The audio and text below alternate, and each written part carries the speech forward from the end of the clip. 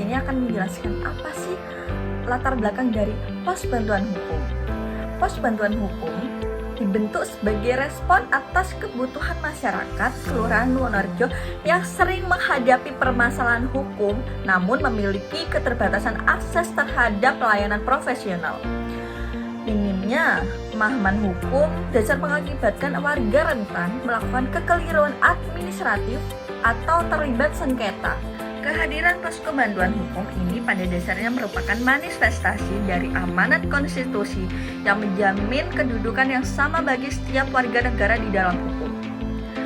Bantuan hukum bukan sekedar pemberian jasa yang cuma-cuma, melainkan instrumen penting untuk memastikan bahwa kelompok masyarakat yang secara ekonomi dan sosial terpinggirkan tetapi memiliki akses terhadap keadilan.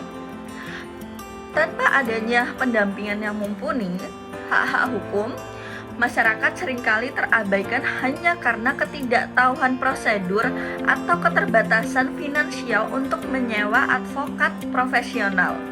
Selain menangani kasus yang sudah berjalan, bantuan hukum memiliki peran krusial dalam fungsi preventif melalui literasi hukum. Banyaknya sengketa pertahanan, masalah waris, hingga kekerasan dalam rumah tangga di tingkat kelurahan seringkali berakar dari kurangnya pemahaman mengenai regulasi yang berlaku. Dengan adanya posko bantuan hukum, masyarakat diharapkan tidak hanya mencari solusi saat tertimpa masalah, tetapi juga mendapatkan edukasi sejak dini untuk mencegah timbulnya pelanggaran hukum yang dapat merugikan diri sendiri ataupun lingkungan sekitar. Keberadaan posko di level kelurahan mendekatkan akses keadilan secara geografis dan psikologis bagi warga Wonorejo. Seringkali masyarakat merasa enggan atau terintimidasi untuk mendatangi kantor hukum formal yang terkesan eksklusif dan kaku. Dengan pendekatan yang lebih humanis dan berbasis komunitas, posko bantuan hukum hadir untuk meruntuhkan hambatan birokrasi tersebut. Hal ini memastikan bahwa perlindungan hukum dapat dirasakan oleh seluruh lapisan masyarakat tanpa terkecuali, termasuk kelompok rentan seperti perempuan, anak, dan lansia. Integrasi antara praktisi hukum, akademis, dan mahasiswa dalam program ini memberikan nilai tambahan yang signifikan bagi efektivitas layanan. Bagi mahasiswa hukum, keterlibatan langsung dalam posko ini menjadi wadah untuk mengaplikasikan teori dalam praktik nyata sekaligus mengasah empati sosial terhadap problematika hukum di masyarakat. Sinergi ini menjamin bahwa setiap konsultasi dan pendampingan yang diberikan didasarkan pada kajian hukum yang objektif, terbaru, dan tetap menjunjung tinggi kode etik profesi, sehingga kepercayaan publik terhadap sistem hukum dapat kembali menguat. Tujuan dari diadakan posko bantuan hukum yaitu yang pertama, memberikan pelayanan konsultasi hukum gratis pada masyarakat. Yang kedua, mempermudah warga memahami hak dan kewajiban hukum. Yang ketiga, menjadi pusat edukasi hukum bagi masyarakat kelurahan. Yang keempat, mendukung transparansi dan efektivitas penyelesaian permasalahan hukum. Yang kelima, menjadi wadah pembelajaran praktis bagi mahasiswa hukum. Yang keenam, menjamin perlindungan HAM dan dalam setiap pelayanan hukum. Yang ketujuh, mendorong kesadaran masyarakat tentang pencegahan kekerasan dan non-diskriminasi. Halo rekan-rekan sekalian, akses terhadap keadilan adalah hak setiap warga negara. Di sini saya akan membahas landasan hukum utama yang mendasari pembentukan pos bantuan hukum atau pos bakum. Pilar utamanya adalah Undang-Undang Nomor 16 Tahun 2011 tentang Bantuan Hukum. Aturan ini diperkuat oleh PP Nomor 42 Tahun 2013 yang mengatur teknis syarat dan tata cara pemberian bantuan hukum bagi masyarakat. Secara mendasar, negara berkewajiban menjamin hak asasi manusia sesuai dengan Undang-Undang Nomor 39 Tahun 1999, di mana setiap orang berhak atas perlindungan hukum yang sama tanpa diskriminasi. Posbakum juga hadir sebagai respon atas kebutuhan perlindungan kelompok rentan seperti korban kekerasan dalam rumah tangga, Undang-Undang Nomor 23 Tahun 2004, dan korban tindak pidana kekerasan seksual, Undang-Undang Nomor 12 Tahun 2022. Untuk memastikan kualitas layanan, kita merujuk pada Permenkumham Nomor 4 Tahun 2021. Di sini diatur standar penyelenggaraan bantuan hukum dan bagaimana penyaluran dananya dilakukan secara transparan.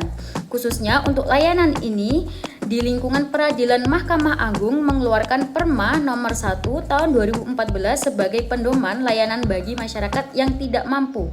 Terakhir, pembentukan Posbakum khususnya di lingkup kampus merupakan implementasi nyata dari Tridharma Perguruan Tinggi, yaitu pengabdian kepada masyarakat.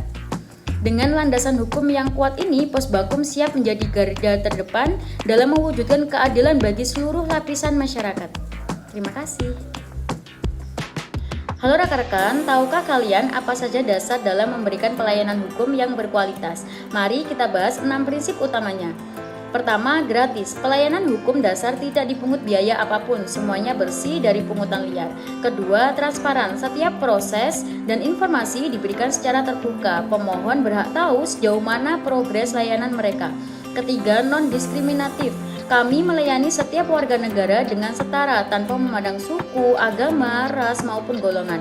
Keempat, profesional. Layanan diberikan oleh tenaga ahli yang berkompeten dan bekerja sesuai dengan standar prosedur yang berlaku. Kelima, akuntabel. Setiap tindakan dan saran hukum yang diberikan harus dapat dipertanggungjawabkan secara hukum dan etika. Terakhir, inklusif. Layanan kami ramah bagi semua kalangan termasuk rekan-rekan penyandang disabilitas dan kelompok rentan. Dengan memegang teguh prinsip ini, kita mewujudkan keadilan yang merata bagi seluruh masyarakat. Lalu selanjutnya struktur pengelolaan Posbakum. Yang pertama adalah tanggung jawab, yaitu aparat kelurahan yang menyediakan tempat atau fasilitas berjalannya Posbakum di wilayah kelurahan yang terjangkau. Lalu yang kedua adalah pelaksana. Kita sebagai masyarakat melaksanakan program kerja tersebut di wilayah kelurahan yang terjangkau. Lalu yang ketiga adalah pembimbing, yaitu dosen kita yang membimbing berjalannya Posbakum atau revisi dan memberi arahan pada berjalannya proker. Lalu yang keempat adalah mitra, yaitu RT atau RW yang mendukung atau mensupport berjalannya keberlangsungan Posbakum tersebut. Untuk SOP-nya, pertama kali pastinya klien akan datang terlebih dahulu ke kantor Kelurahan Wonorejo karena Posbakum kami terletak di Kelurahan Wonorejo tersebut. Terus setelah itu, klien nantinya akan diminta untuk mengisi form registrasi. Setelah itu ada pencatatan masalah. Jadi nanti klien sambil diwawancarai, kita sambil mencatat untuk kasusnya. Setelah klien menceritakan kasusnya atau masalahnya, baru kami akan memberi penjelasan hukum dan untuk pengarahan dokumen juga. Setelah itu ada pencatatan kasus dan berita acara. Ada 5 indikator yang menjadi bahan evaluasi kami. Yang pertama terkait evaluasi pelayanan. Apakah layanan yang kami berikan sudah menjalankan prinsip HAM dan non-diskriminasi? Terus yang kedua ada apakah penanganan kasus sudah sesuai SOP?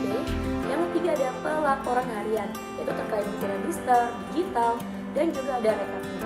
Yang keempat ada dokumentasi, ini ada foto, daftar hadir dan juga ada laporan. Dan yang kelima ada indikator keberhasilan, ada jumlah layanan, kepuasan warga, tingkat keamanan dan kenyamanan korban.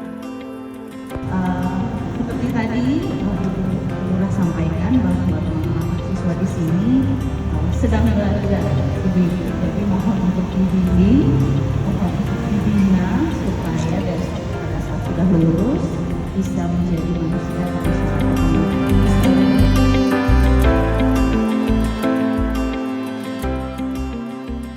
Lalu pada proker Sahabat Desa Agustus kita mengadakan di TPI Lumajaya Wonorejo. Di situ kita memberi materi, yaitu kenakalan pada anak dan sebab akibat. Lalu kita juga menyediakan berbagai game, yaitu menyalurkan gelas plastik dan tisu menggunakan sedotan.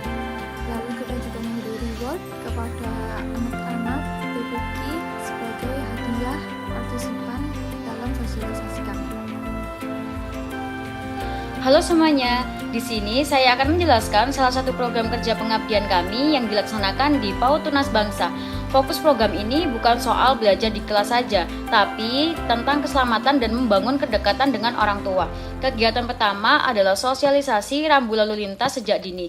Mengapa ini penting? Karena mengenalkan aturan jalan bukan hanya soal kepatuhan, tapi soal keselamatan nyawa. Kami mengenalkan warna-warna lampu lalu lintas dan arti simbol-simbol sederhana dengan cara menyenangkan agar mudah diingat oleh anak-anak.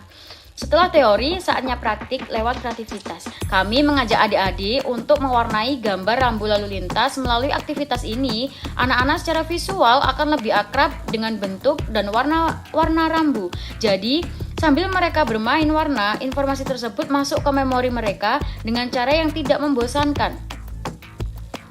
Nah, program kami tidak berhenti pada siswanya saja. Kami juga mengadakan sesi khusus dengan wali murid. Di sini kami bukan sekedar memberi materi, tapi lebih banyak mendengarkan. Kami membuka ruang bagi orang tua untuk mencurahkan keluh kesah dalam mendidik anak di rumah. Melalui rangkaian kegiatan ini, kami berharap anak-anak lebih cerdas di jalan raya dan para orang tua merasa lebih didukung dalam perjalanan pola asuh mereka. Terima kasih. Program kerja ini merupakan kegiatan sosialisasi yang dilaksanakan di SDN Wonorejo nomor 274 dengan tema pencegahan bullying dan kekerasan seksual. Kegiatan ini dilatar belakangi oleh masih adanya perilaku bullying serta kurangnya pemahaman anak mengenai batasan diri dan kekerasan seksual. Tujuan dari program kerja ini adalah untuk memberikan edukasi sejak dini kepada siswa agar saling menghargai, tidak melakukan kekerasan serta berani melapor apabila mengalami atau melihat tindakan yang tidak pantas tersebut.